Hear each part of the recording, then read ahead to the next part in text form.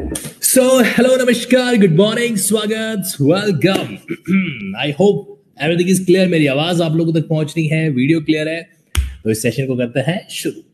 हाँ जी, देखो हमारा टॉपिक चल रहा था एविडेंस लॉ पे। एविडेंस बहुत ही पुराना डायलॉग, हमेशा याद रखा करो, जो पुरानी मूवीज में आया करता था। कौन सा डायलॉग? कि तमाम सबूतों और गवाहों को मद्देनजर रखते हुए ये अदालत इस नतीजे पर पहुंचती है कि मुलजिम ने सो एंड सो अपराध किया है, इसलिए उनको ताउम्र जेल में रहने का हुक्म दिया जाता है। ऐसा कुछ था ना। चलिए देखो यार, एक बात बताऊं मैं आपको, समय रहते चीजों को कर लो, टाइम निकल गया ना तो फिर ये चीजें पेंडिंग रह जाएगी। एक बहुत पुराना शायर था, उसने कहा, उस शायर ने अपने अंदाज में कहा था, किसी और के लिए कहा था, और मैं जो कह रहा हूं वो पढ़ाई के लिए कह रहा हूं, मैं जो कह रहा हूं वो कानूनी जानकारी के लिए ले रहा हूं। तो जब मैं बोलूं ना तो आप समझ जाना कि वो जो एलिमेंट है वो पढ़ाई है और कुछ नहीं है। उसने कहा था कि जब तक गुल्लक तोड़ के पहुंचा मैं उसके पास, जब तक अपना गुल्लक तोड़ के पहुंचा मैं उसके पास, मैंने देखा वो और महंगी हो गई थी, है ना। तो ये पढ़ाई भी हमारे लिए ऐसी की ऐसी होती है। अगर समय पे कर लोगे तो अच्छी बात है, वरना पेंडिंग रह जाएगा। क्या कहा उसने? कि जब तक गुल्लक तोड़ के मैं पहुंचा उसके पास, वो और महंगी हो गई थी, मैं रंगहीन परवाना सा देखता रह गया, वो इंद्रधनुष सी किसी की दीवानी हो गई थी। मतलब जो अगर तुम हासिल नहीं करोगे ना तो फिर दुनिया कहीं की उसको लेके चली जाएगी। करेक्ट? किसको मैं बात कर रहा हूं? पढ़ाई की, राइट। तो मतलब ये टाइम है जी, उसके बाद जिम्मेदारियां बढ़ती चली जाती है। जिस अंदाज से आप अभी चीजों को कर पा रहे हो ना, उस अंदाज से आप बाद में नहीं कर पाओगे। धीरे धीरे लोड बढ़ता हुआ चला जाएगा। आप में से कई ऐसे शख्स हैं जो जिंदगी के अंदर जैसे मैरिड स्टेटस के अंदर बैठे हैं, तो वो इस बात को महसूस कर पा रहे हैं कि जिस समय वो बैचलर लाइफ के अंदर थे उनके पास बहुत समय था, चीजें थी डन करने को लेकर, लेकिन अब वो समय चला गया तो चीजें पेंडिंग रह गई। चलिए जी, तो हम करते हैं अपने ही उसी अंदाज के अंदर बीएसए को आगे कंटिन्यू। तो देखो मुद्दा हमारा चल रहा था डॉक्यूमेंट के ऊपर, है ना। तो डॉक्यूमेंट्री एविडेंस बेसिकली क्या करता है? किसी भी डॉक्यूमेंट के कंटेंट को प्रूफ करने का काम करता है। मतलब अगर डॉक्यूमेंट का कंटेंट प्रूफ नहीं करना है, कोई और चीज है, तो वहां तो ओरल एविडेंस भी काम कर सकता है। लेकिन अगर किसी स्पेसिफिक डॉक्यूमेंट के बारे में बात है जो की जाए, तो क्या होता है, वो एक तरीके से अपने आप में जरूरी क्या रह जाता है? वो रह जाता है हमारे लिए कि हम उसको प्राइमरी एविडेंस या सेकेंडरी एविडेंस के जरिए ही साबित है जो कर सकते हैं, प्रूफ है जो कर सकते हैं। ओके, चलिए आप समझिए।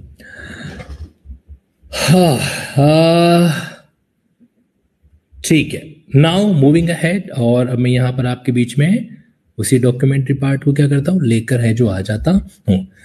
जहां तक मुझे याद है कल हम लोगों ने प्राइमरी एविडेंस और सेकेंडरी एविडेंस इन दोनों एलिमेंट को पढ़ लिया था।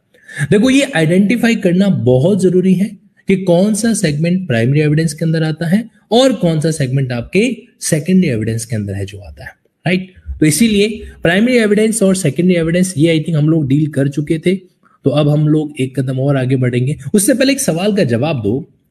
अगर कोई व्यक्ति कोर्ट में आके कहता है कि उस डॉक्यूमेंट के अंदर मैंने ये चीजें देखी थी, तो उसका जो ये स्टेटमेंट है ये ओरल एविडेंस होगा या फिर एक तरीके से डॉक्यूमेंट्री एविडेंस होगा?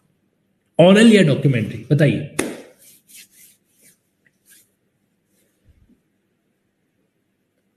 ये ध्यान रखना, ये होगा डॉक्यूमेंट्री। और डॉक्यूमेंट्री में से कौन सा?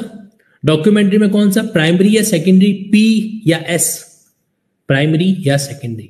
तो क्या हो जाएगा? सेकेंडरी एविडेंस यहां पर होगा।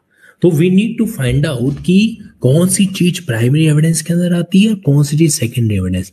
मतलब एक चीज की गांठ बांध लो, being an advocate, being an judicial aspirant, हमको ये पता होना चाहिए कि जो एविडेंस या जिस एविडेंस के बारे में हम बात कर रहे हैं वो प्राइमरी है, वो डॉक्यूमेंट्री है या ओरल है। और अगर डॉक्यूमेंट्री है तो प्राइमरी एविडेंस है या सेकेंडरी एविडेंस है, ये फाइंड आउट करना हमारे लिए बहुत जरूरी है, पहली बात। अच्छा, अब आगे बढ़ते हैं। यहां पर अपन नेक्स्ट पार्ट हमारे बीच में है कि आप अगर प्राइमरी डॉक्यूमेंट एविडेंस के माध्यम से किसी चीज को साबित करना चाहते हो तो कैसे करोगे। यहां पे क्या वर्ड आ रखा है, proof of document by primary evidence. देखो मैं आपको याद दिला दूं, ये डॉक्यूमेंट्री एविडेंस हम लोग क्यों पढ़ रहे हैं, क्योंकि हमने बर्डन ऑफ प्रूफ के अंदर एक कॉन्सेप्ट को समझा था, प्रिजम्पशन, और वो कॉन्सेप्ट हमको पूरा समझ में आ गया, हमें पता चल गया मे प्रिज्यूम, शैल प्रिज्यूम, कंक्लूसिवली प्रिज्यूम का मतलब क्या होता है।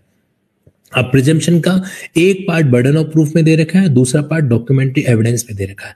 तो डॉक्यूमेंट्री एविडेंस की प्रिजम्पशन को समझने से पहले हमें डॉक्यूमेंट्री एविडेंस को समझना पड़ेगा, एंड दैट्स द रीजन कि हम लोग इस टॉपिक को पढ़ रहे हैं। समझ गए रमेश बाबू? चलो फिर now see, document shall be prove. देखो क्या लिखा हुआ है, the document shall be prove by, देखो वर्ड लिखा हुआ है शैल, यानी कि अगर आपको किसी डॉक्यूमेंट को प्रूव करना है ना, तो आपको उसको प्राइमरी एविडेंस से ही प्रूव करना पड़ेगा। मतलब डॉक्यूमेंट इटसेल्फ, सेवरल डॉक्यूमेंट में एग्जीक्यूट हो रखा है तो कोई भी डॉक्यूमेंट, कोई भी पार्ट उसका, counterpart as against the party executing वगैरह, है ना। तो ये आपको डॉक्यूमेंट को क्या करना पड़ता है, डॉक्यूमेंट से ही साबित करना पड़ता है। आप इसके ऊपर डायलॉग लिख सकते हैं, डॉक्यूमेंट ही साबित करता है, डॉक्यूमेंट ही साबित करता है।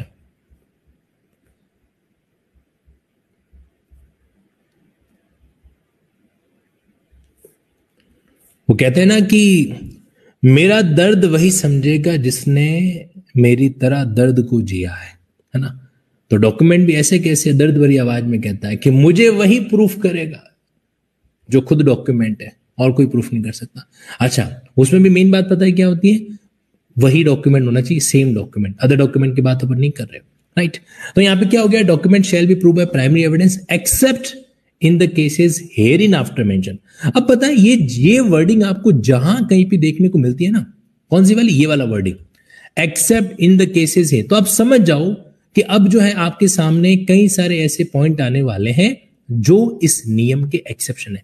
ये क्या है, ये है जनरल रूल। सेक्शन 59 क्या है, 59 है जनरल रूल कि डॉक्यूमेंट को प्रूव करना है तो प्राइमरी एविडेंस से करना पड़ेगा। अब इसके सामने एक्सेप्शन है, यानी कि क्या सेक्शन 60 सेक्शन 59 का एक्सेप्शन है? यस, सेक्शन 60 जो है वो क्या है, it is exception to section 59 general rule on it. क्योंकि देखो किसने कहा, ये यहां पे लिखा हुआ एक्सेप्ट, तो ये बात याद रखना, इन दोनों के बीच में क्या कनेक्शन है, 59 और 60 के बीच में। तो चलो अब ऑब्जर्व करते हैं। तो इसने ये तो कह दिया कि डॉक्यूमेंट को डॉक्यूमेंट से ही प्रूफ है जो किया जा सकता है। अब क्या लिखा हुआ है, सेकेंडरी एविडेंस में be given of the existence condition content of a document in the following case. अब आप ध्यान से देखना, यहां पे एक मजेदार बात बता रहा हूं, अटेंशन, इधर हेलो। यार क्लास शुरू होने के बाद क्यों भटकते हो, चाय नहीं पी सुबह वाली, पी है ना, तो फिर अटेंशन रखो। यहां पे देखो, इसने सबसे पहले क्या लिखा, शब्दों को, खेल को समझना हमें बहुत जरूरी है। सेक्शन 56 ने हमको यह कहा कंटेंट ऑफ डॉक्यूमेंट, क्या वर्ड लिखा हुआ है, कंटेंट ऑफ डॉक्यूमेंट। तो कंटेंट ऑफ डॉक्यूमेंट जो है वो क्या किया जा सकता है, प्रूफ किया जा सकता है प्राइमरी या सेकेंडरी एविडेंस के माध्यम से। इसने यहां पे सिर्फ एक ही वर्ड किया, डॉक्यूमेंट का कंटेंट। लेकिन जब आप इस पॉइंट को पढ़ते हैं तो आपके सामने 2-3 बातें और आती है। यहां पर जब हम सेक्शन 60 को पढ़ रहे हैं तो सेक्शन 60 में सिर्फ कंटेंट वर्ड नहीं आ रहा है, कंटेंट के साथ में किसी भी डॉक्यूमेंट का एग्जिस्टेंस, किसी भी डॉक्यूमेंट की कंडीशन, तीनों बातें हैं जो आ रही है ना।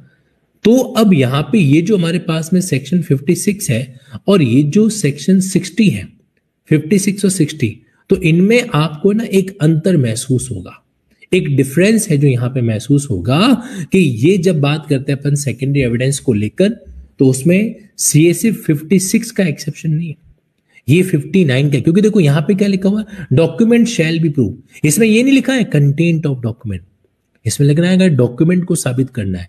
तो डॉक्यूमेंट को साबित करना है तो मतलब क्या, तो इसका मतलब है डॉक्यूमेंट के कंटेंट को साबित करना है, डॉक्यूमेंट एग्जिस्ट करता है कि नहीं करता है ये साबित करना है, डॉक्यूमेंट किस कंडीशन में है ये साबित करना है।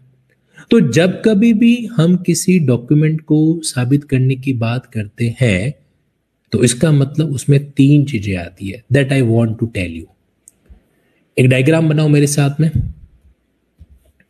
जैसे सपोज करो ये टर्म है, क्या टर्म है कि प्रूफ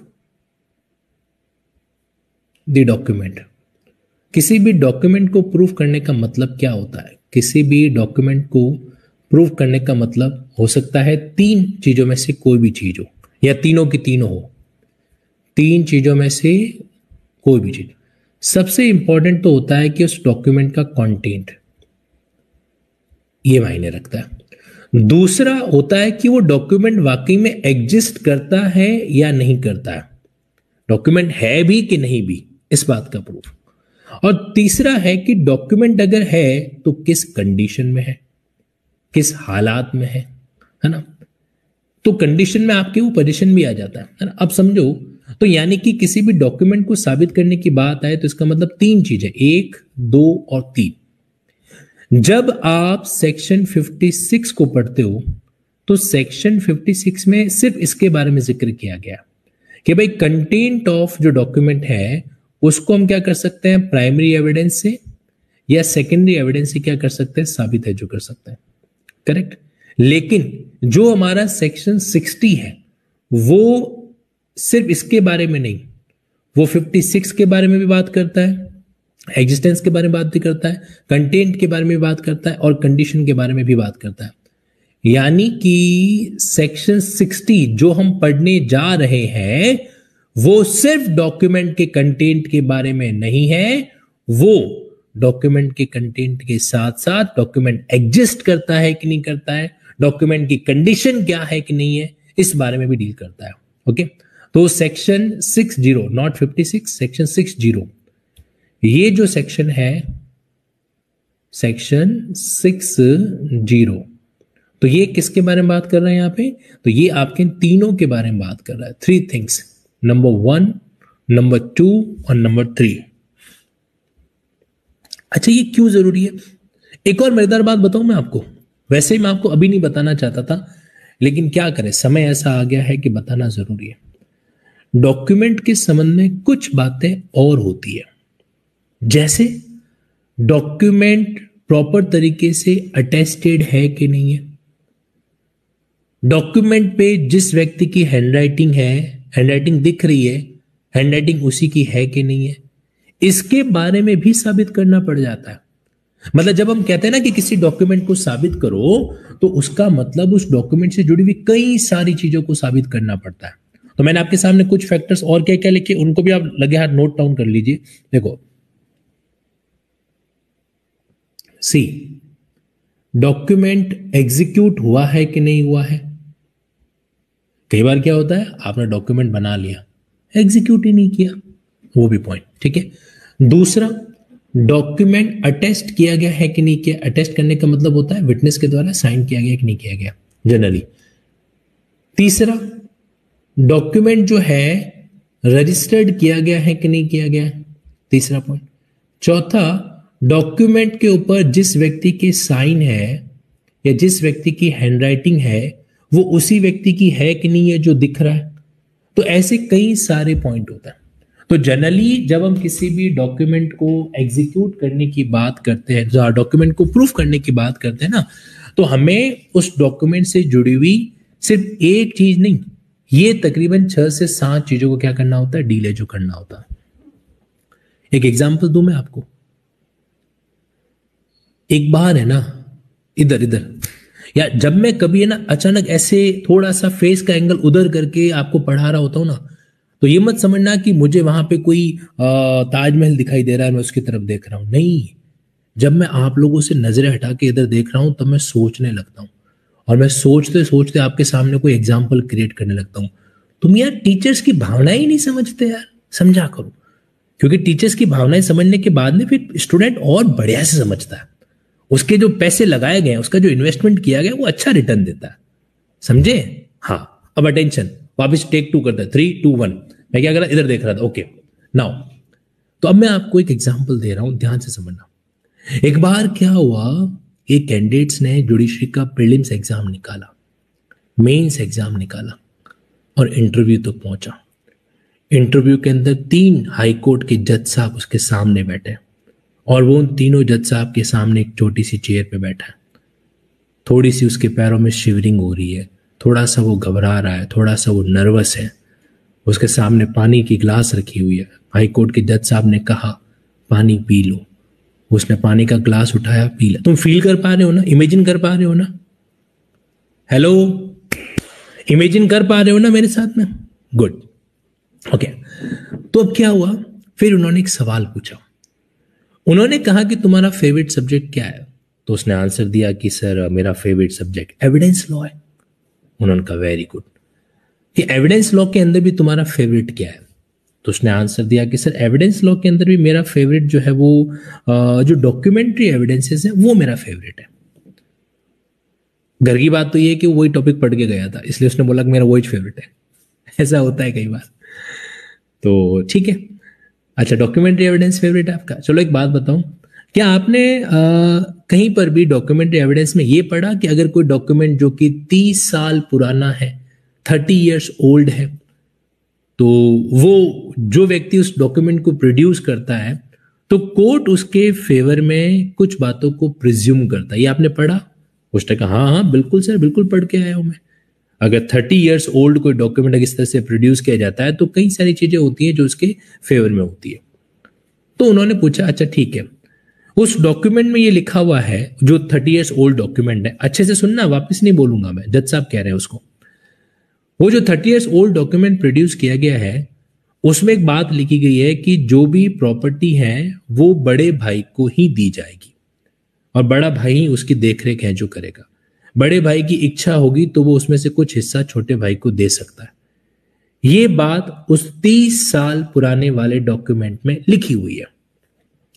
अब मुझे आप बताओ, कोर्ट इस बात को प्रिज्यूम करेगा कि नहीं करेगा? 30 साल पुराना डॉक्यूमेंट है, 30 इयर्स डॉक्यूमेंट है, पेश किया गया, उसमें ये बात लिखी हुई है, तो कोर्ट ही प्रिज्यूम करेगा कि नहीं करेगा कि हाँ भाई इसका मतलब बड़े भाई का राइट बनता है? आप लोग बताओ, यस और नो।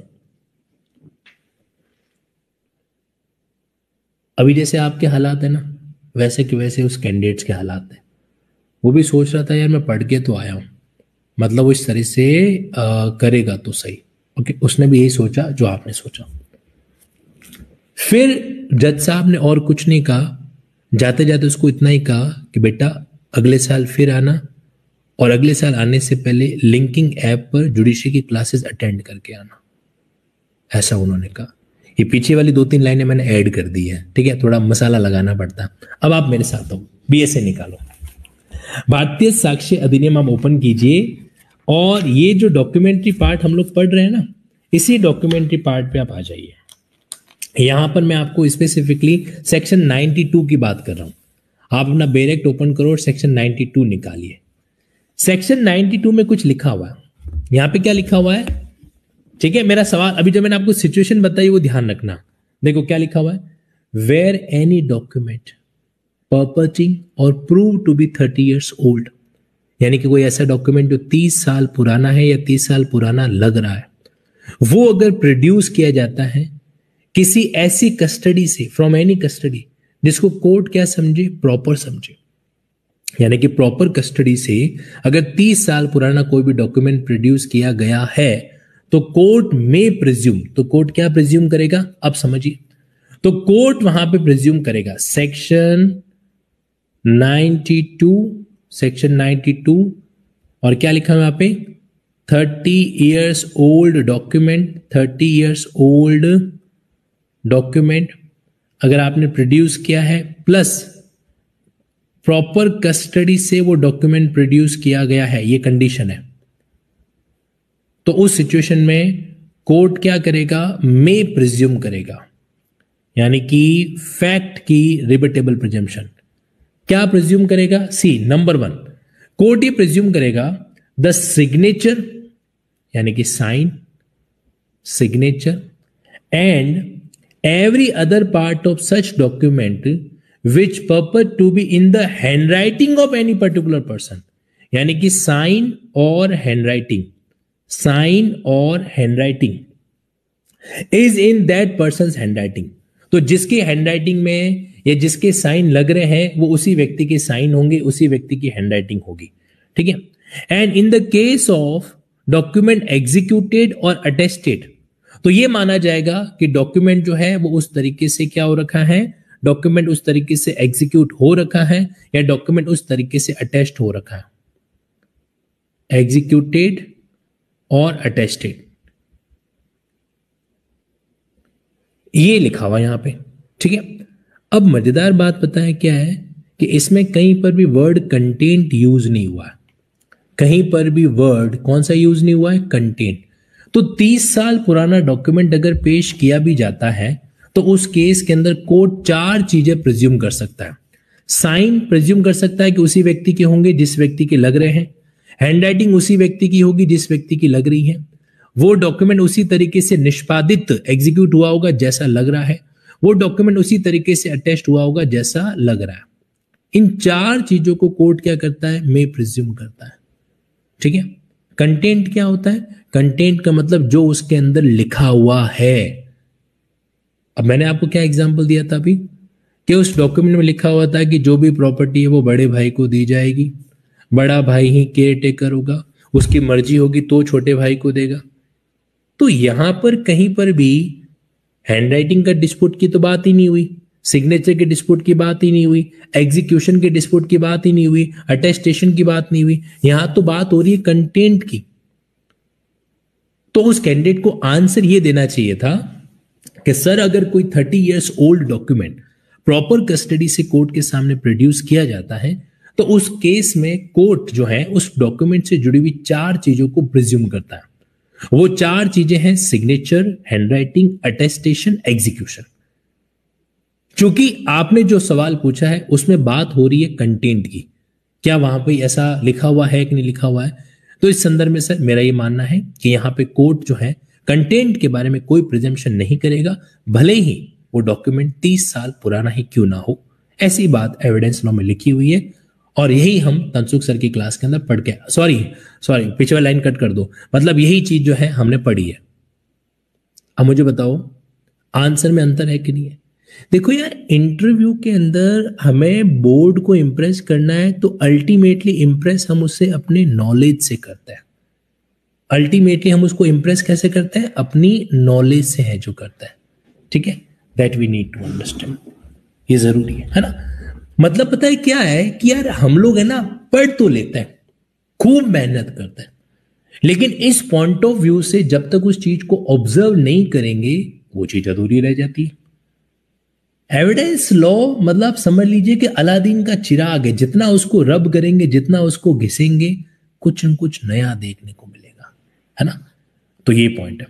तो आज के बाद देवियों और सज्जनों ध्यान से सुन लो, आज के बाद अगर बात आती है डॉक्यूमेंट को प्रूफ करने की तो डॉक्यूमेंट के अंदर कितनी चीजें हो सकती है, 7 चीजें हो सकती है। ठीक है, पहला क्या हो सकता है, डॉक्यूमेंट एग्जिस्ट करता है कि नहीं करता है, दूसरा डॉक्यूमेंट का कंटेंट, तीसरा डॉक्यूमेंट की कंडीशन, चौथा डॉक्यूमेंट का एग्जीक्यूशन, पांचवा अटेस्टेशन, 6 रजिस्टर्ड है कि नहीं है, 7 साइन और हैंडराइटिंग, ये चीजें होती है। हाँ, एक चीज आप कह सकते हो, पता है क्या, एक चीज आप कह सकते हो कि इसमें सबसे क्रूशियल जो होता है वो होता है कंटेंट। सबसे क्रूशियल क्या है, कंटेंट है, और बाकी सब क्या है, सप्लीमेंट्री। बाकी सब क्या हो गए, एक तरीके से सप्लीमेंट्री है जो हो गए। हाँ, ये बात आप कह सकते हैं, लेकिन हमें शब्दों को ऑब्जर्व करना जरूरी है। मुझे एक बात बताओ, कहीं पर भी सेक्शन 92 में लिखा हुआ है कि कोर्ट ये प्रिज्यूम करेगा कि जो उसका कंटेंट है वो ऐसा होगा? ऐसा तो कहीं नहीं लिखा हुआ। एग्जैक्टली। तो सिर्फ डॉक्यूमेंट पुराना होने से आपके फेवर का हो जाएगा ऐसा नहीं। अच्छा, पता है कई बार कैंडिडेट है ना वकालत करता है। अब वकालत के अंदर क्लाइंट आता है, क्लाइंट जो है वो कोई पुराना कोई डॉक्यूमेंट लेके आता है और वो वकील साहब को पकड़ाता है। अब वकील साहब ने वही आधा अधूरा पढ़ा हुआ 30 साल वाला पढ़, वो कहते अरे तुम 30 साल पुराना डॉक्यूमेंट है क्या, अरे इसमें तो फिर तो समझ लो तुम्हारा केस जीत गए। अरे ऐसे कैसे जीत गए, सामने वाला बंदा आपको क्रॉस करेगा कि साहब 30 साल वाले पुराने डॉक्यूमेंट के अंदर सिर्फ 4 चीजें हम प्रिज्यूम कर सकते हैं, साइन, हैंडराइटिंग, एग्जीक्यूशन, अटेस्टेशन। आप उसके कंटेंट के बारे में कोई प्रिजम्पशन नहीं कर सकते। So this aspect is very important. क्या ये बात समझ में आई? कंफर्म मी, यस और नो?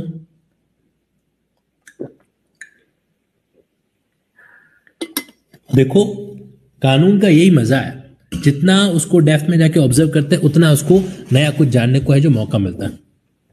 अच्छा पता है कई कैंडिडेट्स है ना क्लास पढ़ते पढ़ते यूं, मैं कुछ टाइप नहीं करूंगा, ना ना ना ना ना, मैं सिर्फ देखूंगा, मैं ऑनलाइन क्लासेस को सिर्फ देखता हूं, बोलता कुछ नहीं हूं, लिखता कुछ नहीं हूं, मेरे हाथ बहुत महंगे हैं, ये ठाकुर को मैं हाथ नहीं दूंगा।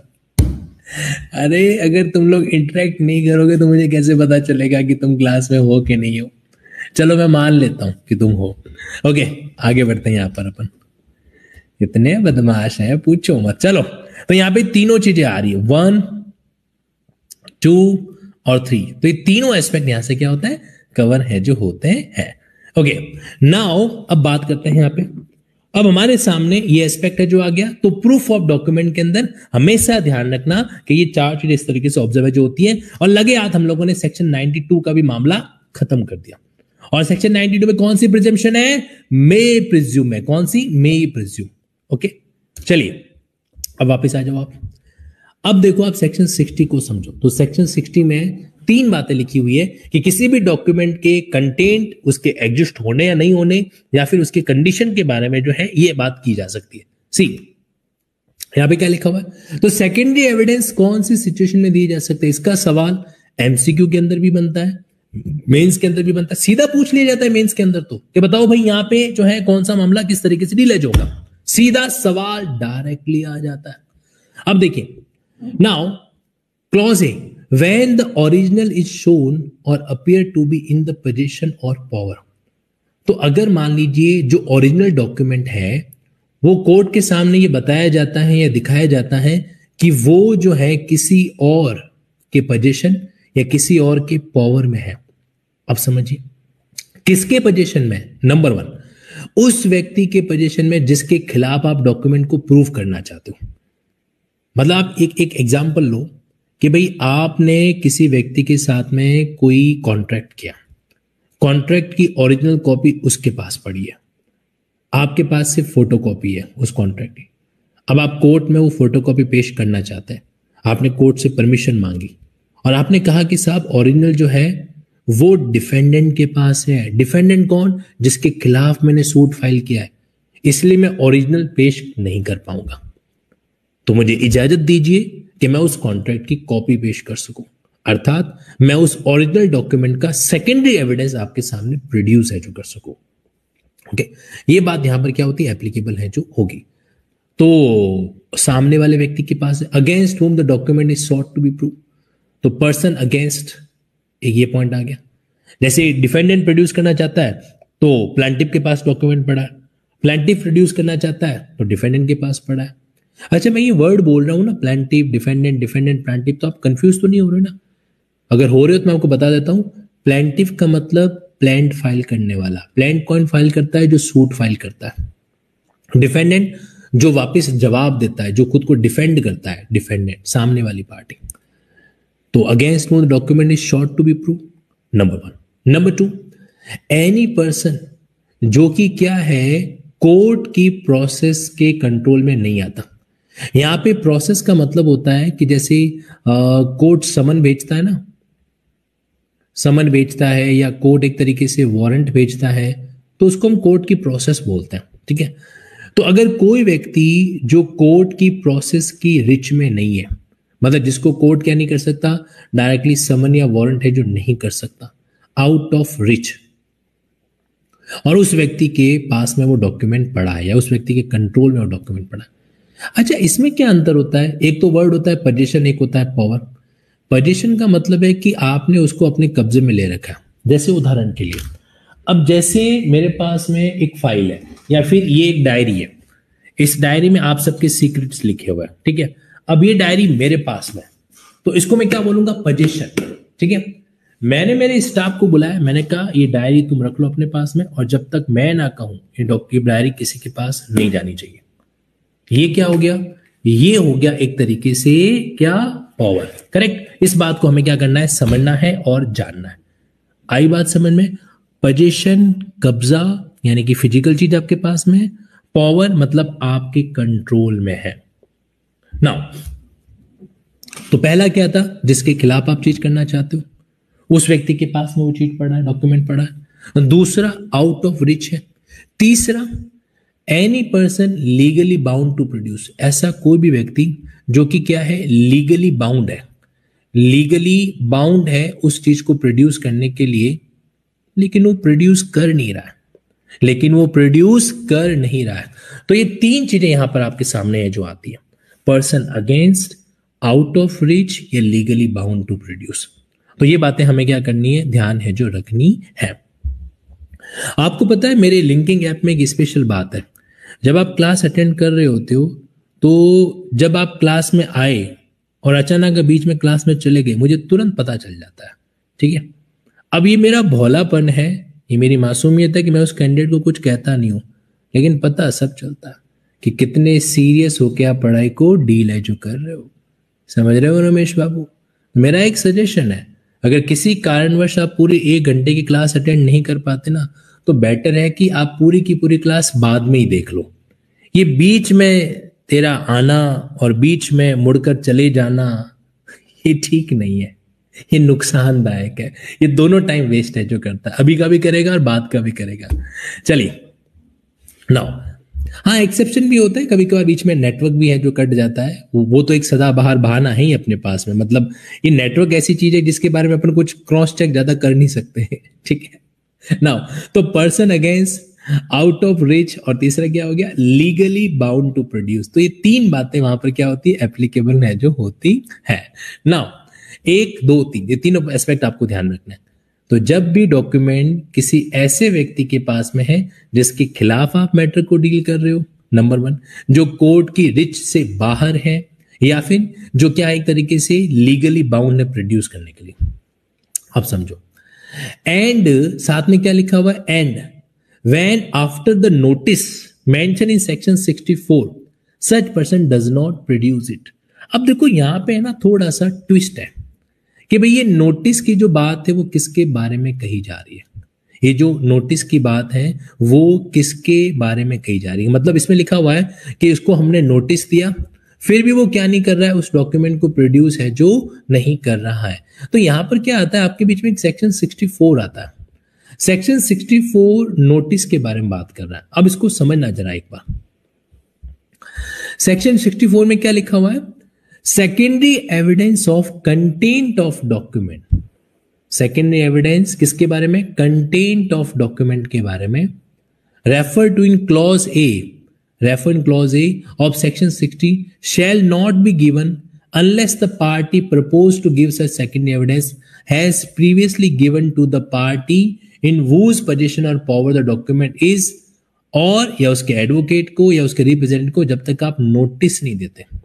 तो सेक्शन 64 का नोटिस क्या है, देखो सेक्शन 64 का जो नोटिस है वो नोटिस टू प्रोड्यूस है। क्या है वो, है नोटिस टू प्रोड्यूस। मतलब आप पहले सामने वाली पार्टी को नोटिस दो कि भाई तुम ये ना, ये डॉक्यूमेंट तुम्हारे पास में पड़ा है, आप कृपया करके इसको कोर्ट में प्रोड्यूस कीजिए। तो नोटिस प्रोड्यूस करने के बाद भी अगर वो व्यक्ति क्या नहीं करता है, उस डॉक्यूमेंट को प्रोड्यूस नहीं करता है, तो फिर आप क्या कर सकते हो, सेकेंडरी एविडेंस दे सकते हो, अदरवाइज नहीं दे सकते। तो ये एक इंपॉर्टेंट पॉइंट है, यानी कि सेक्शन 64 जो है ना, वो आपके सेक्शन 60 के क्लॉज ए की कंडीशन है। मतलब 60 का क्लॉज ए तब इस्तेमाल किया जा सकता है जब आप सेक्शन 64 की कंडीशन को फुलफिल करो। ये बहुत इंपॉर्टेंट पॉइंट है, ठीक है। मतलब यहां पर आप इसको इस तरीके से मेंशन कर सकते हैं कि this clause A is subject to notice to produce, notice to produce. मतलब जब तक हम सामने वाली पार्टी को नोटिस नहीं देते तब तक। अच्छा एक मेरी बात और सुनो, ये जो आप सेक्शन 60 पढ़ रहे हो ना, इस सेक्शन 60 में नहीं करते भी कितने क्लॉज हो रहे हैं, यहां पे टोटल 7 क्लॉज आपको दे रखे हैं। कितने, 7 क्लॉज आपको दे रखे हैं सेक्शन 60 के अंदर, ABCDEFG। ये जो बात है ना सेक्शन 64 वाली, नोटिस देने वाली बात, ये सिर्फ और सिर्फ ए क्लॉज पर ही लागू होती है। इसके आगे वाले जो क्लॉज हैं उन पर ये लागू नहीं होती है, ये याद रखना। ठीक है, तो अब जो हमने पॉइंट पढ़ा वो पॉइंट थोड़ा स्पेशल पॉइंट है, यानी कि जो ए पॉइंट है ये थोड़ा स्पेशल है। ओके, मैं वापस शॉर्ट में रिपीट कर देता हूं। आपके पास ओरिजिनल डॉक्यूमेंट नहीं है, ठीक है, और आप क्या करना चाहते हो, उसकी कॉपी या सेकेंडरी एविडेंस कोर्ट में प्रोड्यूस करना चाहते हो, आप कर सकते हैं, कोई प्रॉब्लम नहीं है। लेकिन उसके लिए आपको सेक्शन 64 का नोटिस जो है वो पहले सामने वाली पार्टी को देना पड़ेगा। ओके, हालांकि ये जो नोटिस वाली फॉर्मेलिटी है ना, इसमें भी कुछ एक्सेप्शन आपको देखने को मिलेंगे। मतलब कुछ केसेस ऐसे हैं जहां पर आपको नोटिस देने की जरूरत नहीं है, लेकिन उनको हम अभी नहीं, बाद में पढ़ेंगे। अगला पॉइंट आप देखिए, यहां पे क्या लिखा हुआ है कि where existence condition content of original have been proved to be admitted. अगर मान लीजिए कि भाई इस बात को एडमिट कर दिया गया है, अगर इस बात को एडमिट कर दिया गया है तो फिर आप क्या है, तो फिर आप बिंदास दो सेकेंडरी एविडेंस। मुझे एक बात बताओ, जब सामने वाली पार्टी ने इसको एक्सेप्ट कर लिया कि अच्छा हाँ ऐसा डॉक्यूमेंट है, तो फिर उस डॉक्यूमेंट की अगर आप कॉपी भी सबमिट करोगे ना, कोई दिक्कत वाली बात नहीं, क्योंकि एडमिटेड चीज है। तो दूसरा एंगल जो है वो सिर्फ एक ही वर्ड है, एडमिटेड। ओके, नाउ फिर तीसरा वर्ड, जब ओरिजिनल जो है वो डिस्ट्रॉय हो चुका है, लॉस्ट हो चुका है, खराब हो गया, फट गया, डिस्ट्रॉय हो गया, वगैरह वगैरह कुछ भी हो गया, तो डिस्ट्रॉय और लॉस्ट अगर हो चुका है, और when the party offering evidence of a content can not for any other reason not arising from its own default or neglect produce it in reasonable time. भाई या तो डिस्ट्रॉय हो गया है, लॉस्ट हो गया है, कई बार एक और वर्ड होता है इसको बोला जाता है मिसिंग, अब वो लापता हो गया, नहीं मिल रहा, तो आपकी फॉल्ट नहीं है उसके पीछे, तो कोर्ट अलाउ कर सकता है। बट आपको जो कीवर्ड याद रखना है वो याद रखना है क्या, एडमिटेड। ठीक है, नाउ डी पॉइंट में क्या दे रखा है कि अगर वो चीज ऐसी है जो आसानी से मूव नहीं कर सकती, not easily movable, not easily movable. जैसे मैंने आपको बताया ना, क्या पत्थर का शिलालेख भी डॉक्यूमेंट हो सकता है क्या, यस हो सकता है। आप लोग कभी किसी ऐसी जगह पे गए हो, कोई धर्मशाला या कोई ऐसा धार्मिक स्थान, आपने नोटिस किया होगा कि लोग अगर कुछ भी देते हैं ना तो उसके ऊपर यूं बड़ा बड़े अक्षरों में लिखवा के देते हैं, स्वर्गीय श्री पूर्णिमा राम जी अवस्थी के सुपुत्र, फिर उसके बाद में सुपुत्र, फिर उसके बाद में बोला जाता है, इस तरह का उसका नाम है जो आता है, कि उनके कर कमलों के द्वारा मंदिर प्रांगण की शोभा को और शोभायमान करने के लिए एक कमरे के लिए जितने पत्थर है वो इस तरीके से, मतलब ऐसा बड़ा बड़ा लिखा जाता है ना, आपने नोटिस किया होगा। यहां तक कि मतलब सब कुछ आजकल लोग कहते हैं नाम में क्या रखा है, अरे सब कुछ नाम में ही रखा है, बिना नाम के तो चीजें होती नहीं है। वो पंखा होता है ना, पंखा छत पे पंखा चलता है, नीचे बबलू सोता है, तो उस बबलू सो रहा है ना तो भी पंखे को देख रहा है, पंखे पे लिखा हुआ है स्वर्गीय श्री किशोरामल जी पूर्णिमामल जी के द्वारा सप्रेम भेंट। अरे पंखे को तो छोड़ दे, अरे ऐसे कैसे छोड़ दे भाई, हमने पंखा दिया है, जब तक पंखा चलेगा तब तक हमारा नाम होना चाहिए, हर उस बबलू को पता होना चाहिए कि ऊपर जो पंखा चल रहा है वो हमने दिया, इस तरीके से नाम लिखवाते हैं। तो एक पत्थर का शिलालेख जिसपे कुछ लिखा हुआ है, क्या वो भी डॉक्यूमेंट है, यस वो भी डॉक्यूमेंट है। अब मुझे बताओ क्या उसको अपन कोर्ट में प्रोड्यूस कर सकते हैं, नहीं कर सकते। हाँ, अब आप कहोगे सर मैं तो क्रेन लेके आऊंगा, भाई तुम कुछ भी कर सकते हो, लेकिन वो इजीली मूवेबल नहीं है, तो फिर उस केस में क्या करेंगे, उसका सेकेंडरी एविडेंस पेश करेंगे, उसका एक फोटो वोटो खींचेंगे, इस तरह से प्रिंट निकाल के लेके आएंगे कि देखो साहब ऐसा ऐसा हो रखा है। समझ गए ना, होशियार हो। अगला पॉइंट, ई पॉइंट पे आ जाओ। अगर ओरिजिनल जो है वो एक पब्लिक डॉक्यूमेंट है, मैंने आपको पहले ही बताया था, अगर ओरिजिनल पब्लिक डॉक्यूमेंट को आप कोर्ट में लेके आ गए तो पब्लिक का काम रुक जाएगा, है ना। इसलिए पब्लिक डॉक्यूमेंट के केस में हम लोग क्या नहीं करते, तो थोड़ा लॉजिक भी सुनते जाना, जो मैं आपको बातें बता रहा हूं, ठीक। तो लॉजिक यही है, पब्लिक डॉक्यूमेंट है तो उस केस में उसकी आवश्यकता नहीं है। आगे देखो, ओरिजिनल एक ऐसा डॉक्यूमेंट है जिसकी सर्टिफाइड कॉपी को परमिट किया गया, जिसकी सर्टिफाइड कॉपी को क्या किया जा सकता है, इस कानून के द्वारा परमिट किया गया है, तो वहां पे फिर ओरिजिनल को पेश करने की जरूरत नहीं, वहां पे सर्टिफाइड कॉपी को अपन अलाउ कर देता है। अब पता है क्लॉज ई और एफ में एक ट्विस्ट है। क्या ट्विस्ट है? एक्चुअल में सामान्यतः जो सर्टिफाइड कॉपी होती है ना, वो पब्लिक डॉक्यूमेंट की ही सर्टिफाइड कॉपी होती है सामान्यतः। हालांकि और भी कई सारी चीजें हैं, लेकिन ई क्लॉज के बारे में ही एफ क्लॉज आता है। जहां पर आप पब्लिक डॉक्यूमेंट को पेश नहीं कर सकते, वहां पर आप क्या करते हो, वहां पर आप certified copy of public document पेश करते हो, जो कि एक सेकेंडरी एविडेंस है ना। तो इन्होंने दोनों पॉइंट को मेंशन कर रखा है। इसका मतलब अगर आपसे कोई पूछे कि भाई किसी प्राइवेट डॉक्यूमेंट की भी सर्टिफाइड कॉपी हो सकती है क्या, तो आपका जवाब होना चाहिए हाँ। अब वो पूछेगा ऐसे कैसे, तो उसको बोलना कि काम करो, पहले तुम लिंकिंग बेरेक मंगाओ बीएसए के, फिर उसमें तुम सेक्शन 60 ओपन करो। सेक्शन 60 ओपन करके क्लॉज ई को और क्लॉज एफ को पढ़ो। क्लॉज ई में लिखा हुआ है कि पब्लिक डॉक्यूमेंट के ओरिजिनल पब्लिक डॉक्यूमेंट है तो आप सेकेंडरी एविडेंस पेश कर सकते हो, और पब्लिक डॉक्यूमेंट का सेकेंडरी एविडेंस होता है उसकी सर्टिफाइड कॉपी। ठीक है, तो अगर पब्लिक डॉक्यूमेंट की ही सर्टिफाइड कॉपी होती तब तो फिर क्लॉज ई ही काफी था। तो फिर इन्होंने क्लॉज एफ क्यों लिखा है? तो इन्होंने क्लॉज एफ मेंशन किया हुआ है ना, तो इसका मतलब पब्लिक डॉक्यूमेंट के अलावा भी किसी अदर डॉक्यूमेंट की क्या हो सकती है, सर्टिफाइड कॉपी हो सकती है। समझ गए ना? शाबाश। Now the next point, when the original consist of, आखिरी पॉइंट क्या दे रखा है, जब ओरिजिनल के अंदर बहुत सारे अकाउंट हो, न्यूमरस अकाउंट हो या other document which court can not conveniently examine. अब इतने सारे अकाउंट है, कोर्ट कैसे एग्जामाइन है जो करेगा? तो कोर्ट बोलेगा कि वो पूरा का पूरा बस्ता लाने की जरूरत नहीं है, तुम एक काम करो, तुम जो है वो जो रिलेवेंट पार्ट है ना वो लेके आ जाओ, उसका फोटो खींच के लेके आ जाओ। बात तो सही है, जब इतने सारी चीजें हैं तो कोर्ट कैसे ले, मतलब उसको अलाउ है जो कर पाएगा। ओके, तो ये बातें हमारे सामने एप्लीकेबल है जो होती हैं। तो ये टोटल 7 पॉइंट है, यानी कि इन 7 केसेस में आप सेकेंडरी एविडेंस दे सकते हो। Okay, total 7 cases are there in which you may produce the secondary evidence. Otherwise तो नियम क्या है? नियम ये है कि ओरिजिनल प्रूफ करना है, ओरिजिनल लेके आओ। ओके, अब जाते जाते एक आखिरी बात, मैंने आपको क्या समझाया था? 3 वर्ड है, एग्जिस्टेंस, कंडीशन और कंटेन। अब आप नीचे जब एक्सप्लेनेशन पढ़ोगे ना तो इसमें लिखा हुआ है ए, सी और डी। ए कौन सा था? पोजीशन वाला पॉइंट। सी कौन सा था? जिसमें डॉक्यूमेंट लॉस्ट हो गया। डी में क्या था? Not easily movable.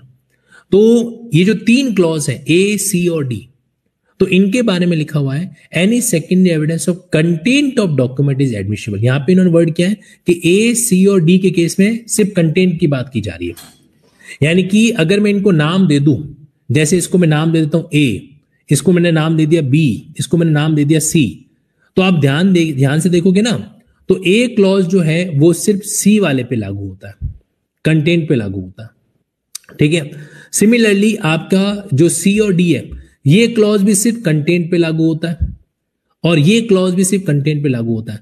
मतलब इन 3 क्लॉज को आप किसी डॉक्यूमेंट के एग्जिस्टेंस के लिए अलाउ नहीं कर सकते, किसी डॉक्यूमेंट के कंडीशन के लिए अलाउ नहीं कर सकते, है ना। इन्होंने इसको क्या कर दिया? रेस्ट्रिक्ट है जो कर दिया। फर्दर आगे देखो यहां पे और क्या क्या लिखा हुआ है। क्लॉज बी जो है वो सिर्फ और सिर्फ किसके बारे में? The written admission is admissible. मतलब यहां पे आपको जैसे बी में क्या लिखा हुआ था? एडमिटेड। तो उस केस में डॉक्यूमेंट को अगर आप कोई व्यक्ति एडमिट करता है ना, मतलब ऑरल एडमिशन अलाउ नहीं होगा। इसका मतलब क्या हुआ कि एडमिटेड डॉक्यूमेंट का सेकेंडरी एविडेंस दे सकते हो, लेकिन एडमिटेड डॉक्यूमेंट, जो एडमिशन की बात हो रही ना, एडमिट करना, वो लिखित में एडमिट होना चाहिए, लिखित में। तो यहां पर आप आ जाइए, वापस आ जाओ और इसमें लिख लो, बी वाले पॉइंट में लिख लो, क्या लिख लो कि ये जो एडमिशन है वो कैसी होनी चाहिए? रिटर्न होनी चाहिए। लिखित में है तो एक्सेप्ट करेंगे, अदरवाइज एक्सेप्ट नहीं करेंगे। वैसे लिखा हुआ भी अगर आप ध्यान से देखो तो एडमिशन इन राइटिंग, बट फिर भी ये हम लोगों को बहुत भोला भाला समझते हैं, इसलिए उन्होंने इसको मेंशन कर दिया। ई और एफ कौन सा था? पब्लिक डॉक्यूमेंट और सर्टिफाइड कॉपी। तो यहां पे क्या लिखा हुआ है? A certified copy of document and no other kind of secondary evidence. तो मतलब ई और एफ में आप क्या प्रोड्यूस कर सकते हो? सिर्फ सर्टिफाइड कॉपी। तो ई और एफ में देखो ई में तो लिखा हुआ भी है, ई में तो है, मेंशन किया हुआ भी है, लेकिन एफ के अंदर आपको ध्यान रखना। देखो ई में क्या है, पब्लिक डॉक्यूमेंट, कैसे प्रूव करोगे, सर्टिफाइड कॉपी। सी एफ वाले केस के अंदर एफ में तो लिखा हुआ है सर्टिफाइड कॉपी। तो ये जो दोनों पॉइंट आ रहे हैं, इन केस में क्या होता है, इन केस में जो सेकेंडरी एविडेंस होगा वो सिर्फ और सिर्फ आपके क्या हो सकता है, आपकी सर्टिफाइड कॉपी ही हो सकता है, उसके अलावा और कुछ नहीं होगा। ये तीसरा एक्सप्लेनेशन। और क्या लिखा हुआ है यहाँ पे डी पॉइंट के अंदर, क्लॉज डी जो कि आपके न्यूमरस अकाउंट की बात है जो करता है, एविडेंस में be given as to the general result of document by any person, जिसने उसको एग्जामाइन है जो कर रखा है और जो एग्जामाइन करने में स्किल्ड हो। तो यहाँ पे एविडेंस कौन दे सकता है, may be given as to the general result, ना कि पर्टिकुलर रिजल्ट। ओके, तो ये जो आपका फोर्थ पॉइंट है वो क्या कह रहा है कि जब कोई डॉक्यूमेंट जिसमें न्यूमरस अकाउंट हो, एक से ज्यादा अकाउंट हो, तो उसके बारे में अगर आपको कोई बात कहनी है तो उसका जो आपने किसी व्यक्ति को भेजा है तो उस व्यक्ति के द्वारा जो जनरल रिजल्ट आ रहा है वो क्या कर सकता है, इसके अंदर देखो लिखा हुआ भी है, और is the general result of whole connection. ठीक है, जनरल रिजल्ट मतलब किसी पर्टिकुलर एंट्री नहीं, जनरल रिजल्ट उसका क्या रहता है उसके बारे में। तो ये इन्होंने जो पॉइंट मेंशन कर रखे हैं वो इस तरीके से मेंशन है जो कर रखे हैं। अब पता है यहां पे आपको एक चीज करनी चाहिए, मैं आपको एक चीज छोटी सी बात समझाता हूं, कल इसको रिपीट भी करेंगे। देखो डॉक्यूमेंट को अगर प्रूफ करना है तो आप कैसे करोगे, प्राइमरी एविडेंस और सेकेंडरी एविडेंस। सेकेंडरी एविडेंस के केस में भी आपके सामने दो बातें हैं। ठीक है, कौन सी दो बातें हैं यहाँ पे, कि जहां पे नोटिस जरूरी है, नोटिस जरूरी है, और जहां पे नोटिस जरूरी नहीं है ना। तो जो इसका क्लॉज ए है उसमें नोटिस जरूरी है, और बाकी के जो बी से लेकर जी तक के क्लॉज है उसमें नोटिस जरूरी नहीं है। लेकिन इसमें भी क्या हो जाता है, डिवीजन हो जाता है। कैसे कैसे डिवीजन हो जाता है, जैसे देखो इसमें लिखा हुआ एडमिटेड, एडमिटेड वाला पॉइंट आपके बीच में आ जाता है, या फिर एक तरीके से डॉक्यूमेंट लॉस्ट है जो हो गया, डॉक्यूमेंट एक तरह से गुम हो गया, या फिर उसको आप इजीली मूव नहीं कर पा रहे, या फिर सर्टिफाइड कॉपी वाला पॉइंट, या फिर एक से ज्यादा मोर देन वन अकाउंट वाला कोई भी पॉइंट है। ठीक है, तो आप इसको डिवाइड है जो कर सकते हो। बाकी इसका ना एक प्रॉपर डायग्राम अपन जब नोटिस वाला सेक्शन 64 पढ़ लेंगे फिर बनाएंगे। ओके, तो आज के लिए बस इतना ही। ये याद रखना, देखो आज हम लोगों ने ना सेक्शन 60 को कितना कलरफुल कर लिया। आपको अच्छा लग रहा है कि नहीं लग रहा है? मतलब घर वाले पूछे ना कि बेटा पढ़ाई करते हो कि नहीं करते हो, तो उनको इस तरीके से बेरक दिखाओ। उनको बोलो देखो पापा कितना मतलब मैंने एफर्ट किया है, मेहनत किया है वहां पे, आप तो मेरी पढ़ाई को पता नहीं क्या ही समझते हो। उनको ये महसूस करने दो कि एटलीस्ट भाई बच्चा बच्ची मेहनत तो कर रहे हैं भाई, कम से कम कल कुछ और नहीं है तो आपका वसीयत में से नाम तो नहीं निकालेंगे, है ना। नहीं तो बोलेंगे ये मेरा नालायक बेटा बेटी है, इसको मैं एक फुटी कौड़ी नहीं दूंगा। तो कम से कम उनको ऐसा तो लगे ना कि यार पढ़ाई तो कर रहे हैं। हाँ, महसूस करो। देखो ये दुनिया बड़ी जालिम है, उसे अगर महसूस नहीं होगा कि तुम मेहनत कर रहे हो तो वो तुमको आलसी समझ लेगी। बड़ी गहराई है इस लाइन के अंदर, इसको वापस सुनना। क्या कहा मैंने? ये दुनिया बड़ी जालिम है, अगर उन्हें महसूस नहीं होगा कि तुम मेहनत कर रहे हो तो वो तुमको आलसी समझ लेगी। इसलिए महसूस कराना जरूरी है। ठीक है, okay, take care, tata, bye bye.